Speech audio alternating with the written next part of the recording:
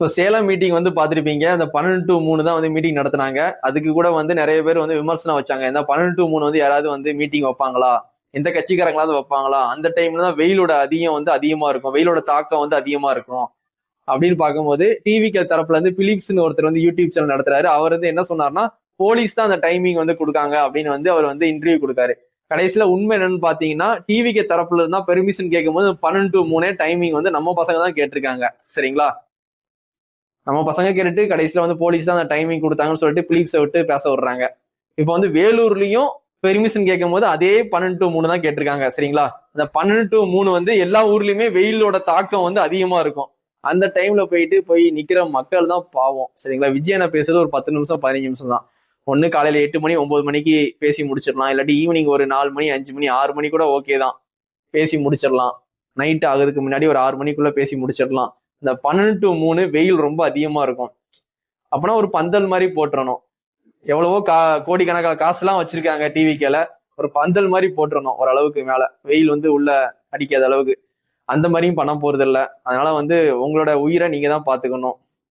உங்களுக்கு ஏதாவது கூட்டத்துல போய் ஆனால் கூட உங்களை ஆம்புலன்ஸ்ல தூக்கிட்டு போயிருவாங்க. அவங்க மீட்டிங் முடிச்சு நல்லா சாப்பிட்டுட்டு அவங்க கிளம்பி போயிருவாங்க. சரிங்களா? விஜயனும் சேஃபா சென்னை கிளம்பி போயிருவாங்க.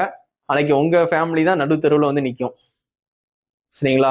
போன டைம்லாம் வந்து குழந்தைங்கள்லாம் கூட்டு வந்துட்டு வெயில வந்துட்டு பஞ்சு டிலாக் பேசிட்டு இருக்காங்க அந்த பொண்ணுங்க.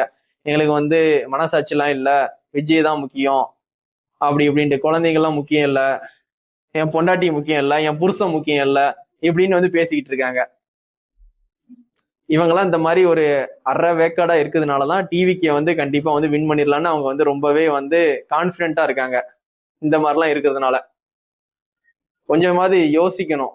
ஃபர்ஸ்ட் உங்க சேஃப்டியை பாருங்க, அதுக்கப்புறம் உங்க ஃபேமிலியை பாருங்க, அதுக்கப்புறம் போய் இங்க சினிமாவை பாருங்க, உங்க கட்சியை பாருங்க. எனக்கு விஜயனை பிடிக்கும், விஜயனை படம் வருதா போய் பார்ப்பேன், எலெக்ஷன் வருதா போய் ஓட்டு போடுவேன்.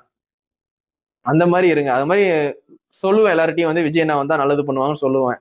அந்த மாதிரி நார்மலா டீசெண்டா போயிடும். அதை விட்டுக்கிட்டு நம்ம உடம்ப வருத்திக்கிட்டு போய் வெயில் நின்றுக்கிட்டு நம்மளுக்கு ஏதாவது ஆயிடுச்சுன்னா நம்ம ஃபேமிலி தான் கஷ்டப்படுவாங்க. சரிங்களா? வேலூர் மீட்டிங் வந்து அடுத்த வாரம் வந்து அண்ணன் வராங்க. எல்லாருமே டிவியில பாருங்க, யூடியூப்ல பாருங்க. அங்க உள்ள மக்கள், வேலூர்ல உள்ள மக்கள் கண்டிப்பா வந்து ஒரு நல்ல கேப் எடுத்துட்டு போங்க. வெயில்ல தான் மீட்டிங் நடக்கும் போது நல்ல ஒரு கேப் மாதிரி போட்டுக்கோங்க சேஃப்டிக்காண்டி. சரிங்களா? கையில வாட்டர் பாட்டில் நீங்களே கொண்டு போயிருங்க. அவங்க கொடுத்தாலும் கொடுக்காட்டி நீங்க சேஃப்டா ஒரு வாட்டர் பாட்டிலும் ஒரு பிஸ்கட் பாக்கெட் நீங்களே வாங்கி வச்சுக்கோங்க. அவங்க கொடுப்பாங்கன்னு எதிர்பார்க்காதீங்க, நீங்களே கொண்டு போங்க. உங்க சேஃப்டியை நீங்க தான் பாத்துக்கணும்.